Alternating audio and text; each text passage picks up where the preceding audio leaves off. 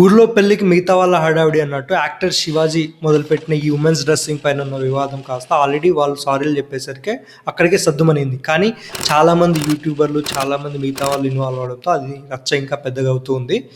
మ్యాటర్కి వస్తే ఎవల్యూషన్లో మనం దిగంబరంగా అంటే న్యూడ్గా ఉండే స్టేజ్ నుంచి ఇప్పుడు రకరకాల ఫ్యాషన్స్ ట్రై చేసే స్టేజ్కి ఎదిగాం. కానీ ఆలోచనల ప్రకారం మాత్రం బేసిక్ థాట్స్ విషయంలో మాత్రం మనం స్టిల్ ఇంకా ఆ యానిమల్ స్టేజ్లోనే మిగిలిపోయాం. ఈరోజు మన టాపిక్ అయితే ఉమెన్స్ క్లాతింగ్ గురించి. సో ఇందులో యాక్చువల్గా 2 యాంగిల్స్ ఏర్పడ్డాయి. ఎందుకంటే అందరూ డిస్కస్ చేసే టైంలో 2 యాంగిల్స్ ఏర్పడ్డాయి. ఒకటి ఫ్రీడమ్ ఆఫ్ స్పీచ్ లిమిటేషన్స్ గురించి, సెకండ్ ఉమెన్స్ క్లాతింగ్ గురించి. సో ఈ రెండింటిని మనం సపరేట్గా అయితే డిస్కస్ చేద్దాం. అప్పుడైతే మనకు క్లియర్గా ఏది కరెక్ట్, ఏది రాంగ్, ఏ ఒపీనియన్ కరెక్ట్, ఏ ఒపీనియన్ రాంగ్ అనేది క్లియర్గా అర్థమవుతుంది. సో ముందుగా ఎవరైనా సబ్స్క్రైబ్ అయిన వాళ్ళు ఉంటే please subscribe to Telugu anthem. అసలు ఈ ఇష్యూ స్టార్ట్ అవడం అయితే దండోరా సినిమా ప్రమోషన్ ఈవెంట్లో శివాజీ గారు మాట్లాడడంతో ఈ ఇష్యూ అయితే స్టార్ట్ అయింది. సో శివాజీ గారు తనకున్న ఒక అభిప్రాయాన్ని స్టేజ్ పైన షేర్ చేసుకోవడం అనేది తనకు లభించిన హక్కు. సో ఇందులో ఎటువంటి ప్రాబ్లం లేదు. ఎందుకంటే ఎవరికి వాళ్ళకి ఒక ఐడియలిస్టిక్ వరల్డ్ అనేది ఉంటుంది. సో ఆ ఐడియలిస్టిక్ వరల్డ్లో థింగ్స్ ఎలా ఉండాలి అనేది ఒక అభిప్రాయం అయితే ఉంటుంది. సో శివాజీ గారికి ఉమెన్స్ డ్రెస్సింగ్ ఇలా ఉండాలి అనే ఒక అభిప్రాయం అయితే ఉంది తన ఐడియలిస్టిక్ వరల్డ్లో.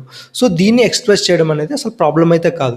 కానీ సేమ్ తనకి ఎలా ఐడియలిస్టిక్ వరల్డ్ ఉంటుందో ఐడియలిస్టిక్ వరల్డ్లో ఒపీనియన్స్ కానీ లేకపోతే ఈ థింగ్స్ ఎలా ఉండాలనేది తనకి ఎలా ఒపీనియన్ ఉంటుందో మిగతా వాళ్ళకు కూడా అలాగే ఒపీనియన్ ఉంటుంది.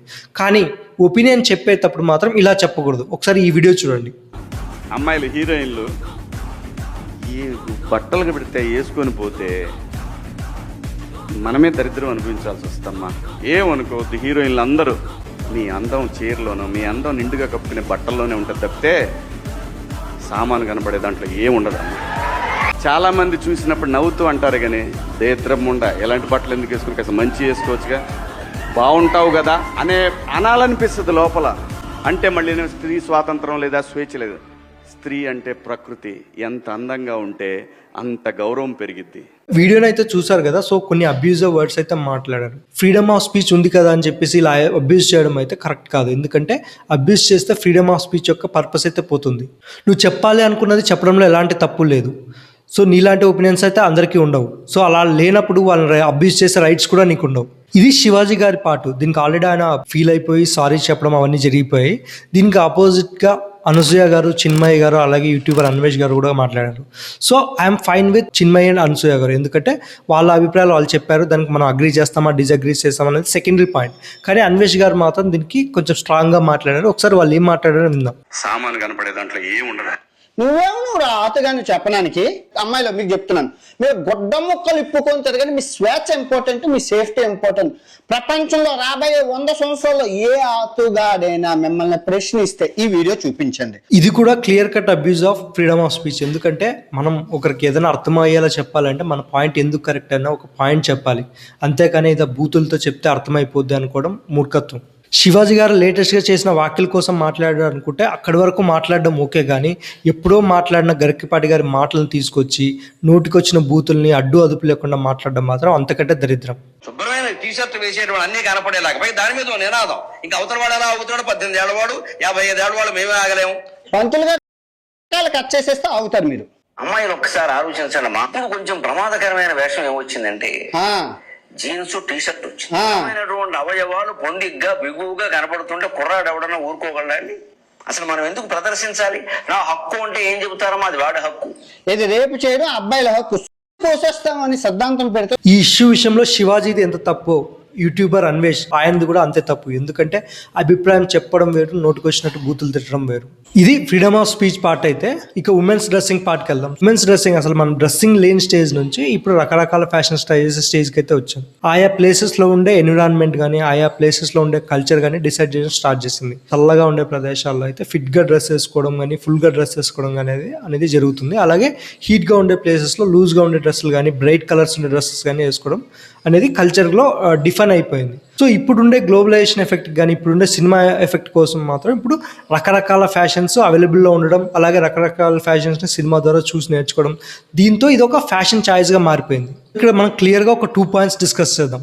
మొదటిది ఈ ఉమెన్స్ డ్రెస్సింగ్ వల్లనే రేప్స్ జరుగుతున్నాయనే ఒక పాయింట్ గురించి. సో ఇందులో అయితే ఒక 2 సైడ్స్ వస్తాయి. ఒక ఫస్ట్ సైడ్ తీసుకోగలిగితే సో ఉమెన్స్ డ్రెస్సింగ్ వల్ల రేప్ జరుగుతున్నాయనే ఒక ఫస్ట్ సైడ్ అయితే, ఆపోజిట్ సైడ్గా ఫెమినిస్టులు దీని గురించి మాట్లాడుతుంది ఏంటంటే చిన్న పిల్లల పైన వాళ్ళ ముసలి వాళ్ళ పైన కూడా రేప్స్ జరుగుతున్నాయి కదా, దాని విషయం ఏంటని చెప్పి అయితే ఫెమినిస్ట్ సైడ్ నుంచి అయితే ఇంకొక ఆర్గ్యుమెంట్ ఉంది. సో దీనికి 2 సైడ్స్ తీసుకుందాం, 2 సైడ్స్ మాట్లాడదాం.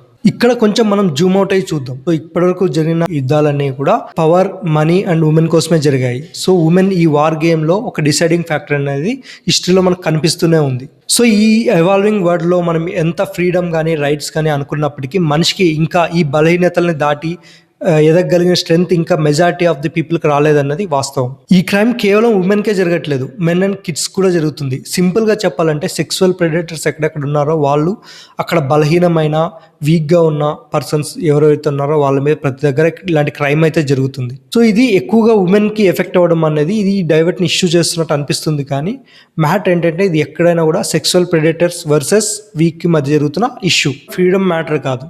సో దీన్ని సొసైటీ ఎలా చూస్తుంది, సొసైటీ ఎలా ఇంపాక్ట్ అవుతుంది అన్నది కూడా మ్యాటర్ అవుతుంది. సో ఇందులో చెప్పొచ్చేది ఏంటంటే dressing is not the reason for the rapes, ఇది కంప్లీట్లీ అగ్రీ. కానీ అసభ్యకరమైన బట్టలు వేసుకోవడం, దాని ద్వారా వచ్చే సొసైటీ మీద ఉండే ఇంపాక్ట్ కూడా మనం గుర్తుంచుకోవాలనేది మాత్రం మర్చిపోకూడదు. సో ఇక సెకండ్ పాయింట్ ఏంటంటే ఫ్రీడమ్ వర్సెస్ అవగాహన. సో ఉమెన్కి క్లియర్గా వాళ్ళకి నచ్చిన డ్రెస్ వేసుకోవడం అనేది వాళ్ళ చాయిస్. సో ఇందులో ఎవరో ఆపడానికి కానీ వద్దని చెప్పడానికి కానీ వీల్లేదు. సో ఇది క్లియర్. మ్యాటర్ ఏంటంటే ఎందుకు వేసుకుంటున్నాము అవగాహనతో బ్యాలెన్స్ చేయడం అనేది ఇక్కడ ఇంపార్టెంట్ మ్యాటర్ అనమాట. ఎందుకంటే డ్రెస్ అప్రాప్రియేట్నెస్ ని ఎవరు జడ్జ్ చేయలేరు కాబట్టి ఇది ఎవరికి వాళ్ళు ఓన్గా తీసుకోవాల్సిన డెసిషన్ కాబట్టి.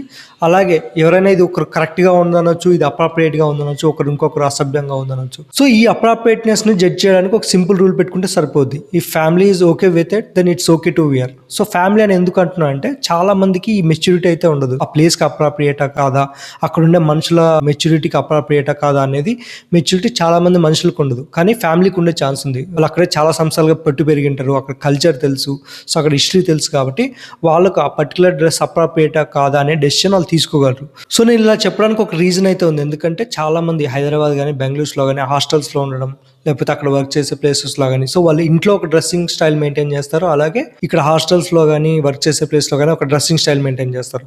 సో ఇక్కడ క్లియర్గా చెప్పడానికైతే ఇది అప్రాప్రియేట్ అని చెప్పడానికైతే ఒక డిసైడింగ్ ఫ్యాక్టర్స్ అయితే ఏవి లేవు. సో ఈ ఫ్రీడమ్ ఆఫ్ స్పీచ్లో కానీ లేకపోతే డ్రెస్సింగ్ స్టైల్లో కానీ ఎక్స్ట్రీమ్స్కి వెళ్ళడం అనేది అంత కరెక్ట్ కాదు. సో ఫైనల్గా చెప్పొచ్చేది ఏంటంటే ఫ్రీడమ్ ఆఫ్ స్పీచ్ విషయంలో కానీ ఫ్రీడమ్ ఆఫ్ డ్రెస్సింగ్ విషయంలో కానీ రెండిట్లో విషయంలో మనం బాధ్యతగా వ్యవహరించాలి. సొసైటీ మీద మన మాటలు కానీ మన డ్రెస్సింగ్ కానీ ఎలా ఇంపాక్ట్ చేపిస్తుందని ఒక అవగాహనతో అయితే ఏదైనా కానీ చేయాలి. సో మొత్తం వీడియో చూసారు కదా, మీరేమనుకుంటున్నారో ఒకసారి కామెంట్ చేయండి. అలాగే మీ ఐడియలిస్టిక్ సొసైటీలో మీరు ఫీల్ అవుతుంటారు కదా, నా ఐడియలిస్టిక్ సొసైటీ ఇలా ఉండాలి అని చెప్పేసి. సో ఈ డ్రెస్సింగ్ సెన్స్ పైన కానీ ఫ్రీడమ్ ఆఫ్ స్పీచ్ పైన కానీ అసలు మీరేమనుకుంటున్నారో కామెంట్ చేయండి. ఇలాంటి మరిన్ని ఇన్డెప్త్ అనాలిసిస్ కోసం కానీ ఇలాంటి మరిన్ని వీడియోస్ కోసం like, share and subscribe to Telugu యాంతం.